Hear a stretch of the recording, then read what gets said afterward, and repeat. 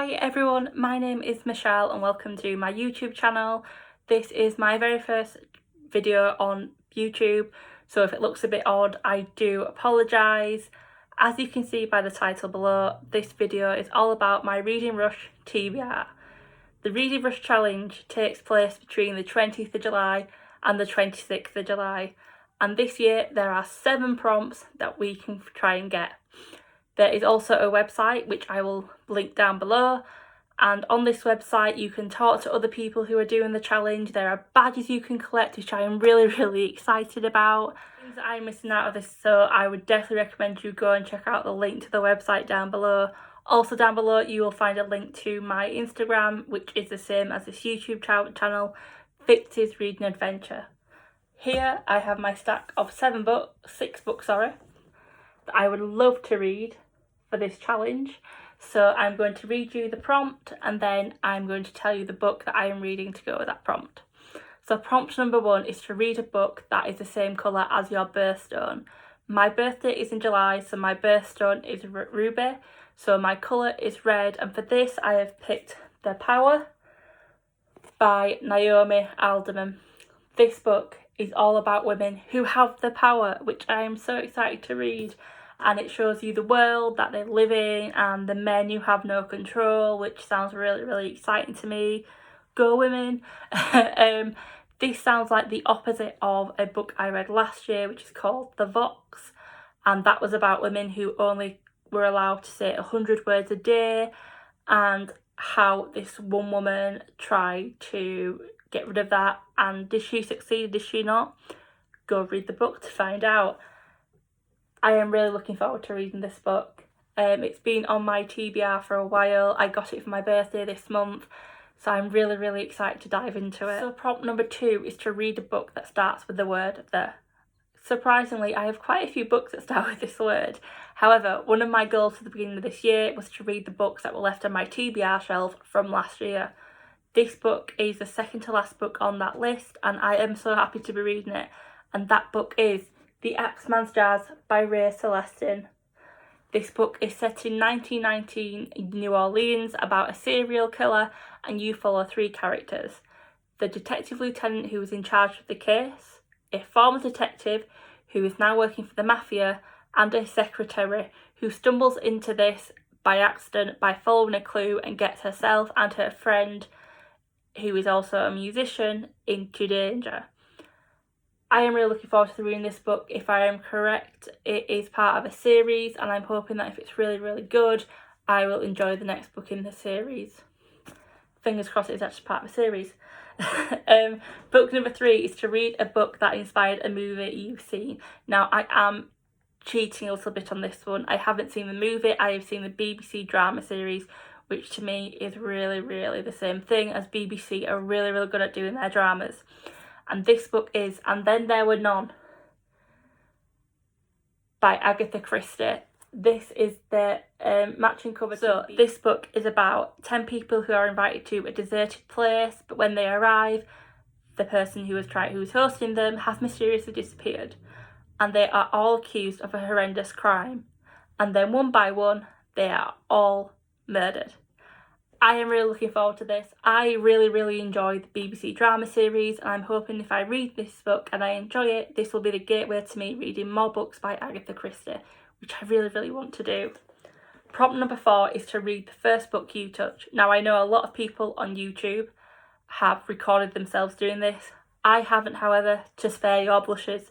When I picked this book, I was fresh out of the shower in the towel, and I thought I'll pick it now.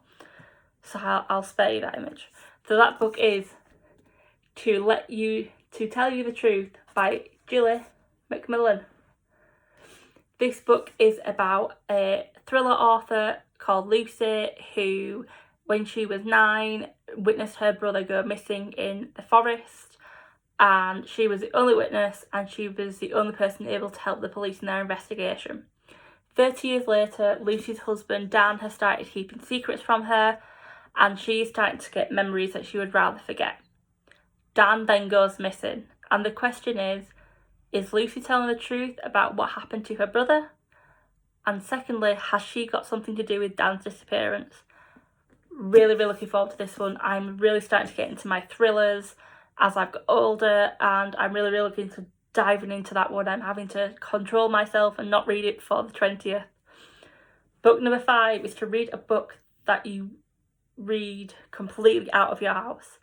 For this book, I don't have it with me. It is a Karen Rose book, and it is currently at my sister's, where I will be reading it. So my sister lives about a 40-minute walk away from me, so she has kindly said I can go down and read the book and spend time with her and my nephew at the same time. I will tell you more about that book in the wrap-up, because for the life of me it has slipped my mind what it actually is called.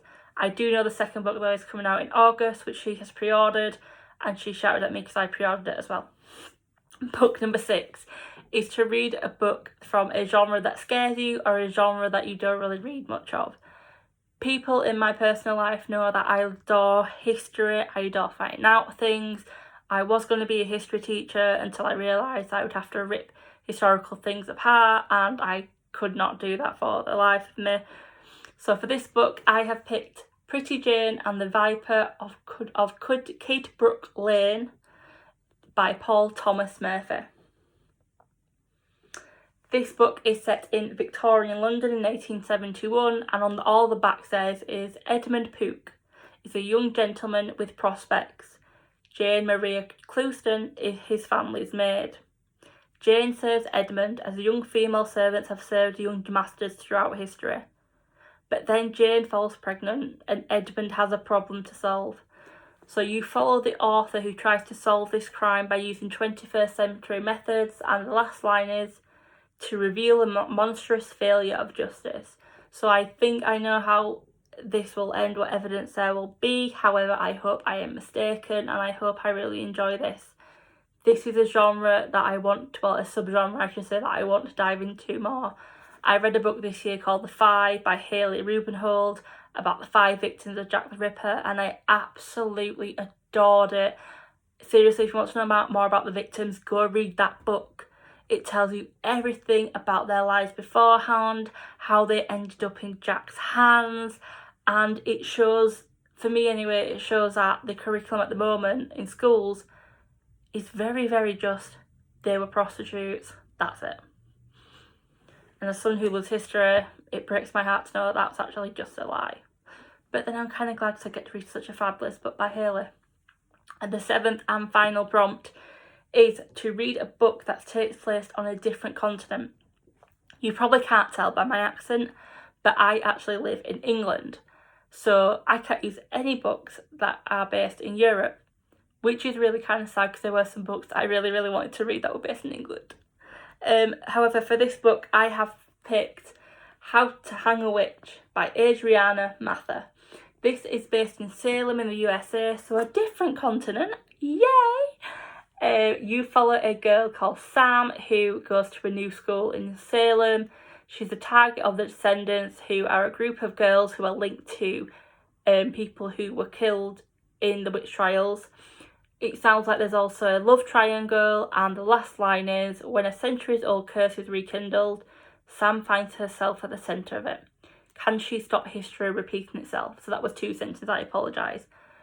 That line gripped me so much. I am so looking forward to this book. I'm hoping that I do get round to this. However, I'm going to try and go by prompt number order. So I will start with The Vow and work my way up. So I will show you all the pretty books. So these are the 7, not in order. 6, sorry, not in order. I do apologise. Here they are. Yeah. So they're the books that I'm hoping to read. If you enjoyed this video, please put a like on it. I will do a follow-up video at the end of the reading rush to tell you how I have done, to tell you how many badges I have collected for reading this glorious bunch, how I got on with the challenge, with it being my first challenge, what I thought of the books, and my experience. I'm not going to promise a reading vlog, like everyone else's. I just don't think I would do it, because I'll be honest, I'm a forgetful person sometimes, and I'd probably get to the end of day 3 and go, bugger! So like I said, if you like this video, please like it. If you like me talking about books, please subscribe. I hope to post some more books in the future. If you have any comments about the books I've selected, or you want to give me tips on how to make a better video in future, please comment. I will gladly accept any and all feedback, because I know this will be awful. And that's it. So I will see you at the end of the reading rush. Bye!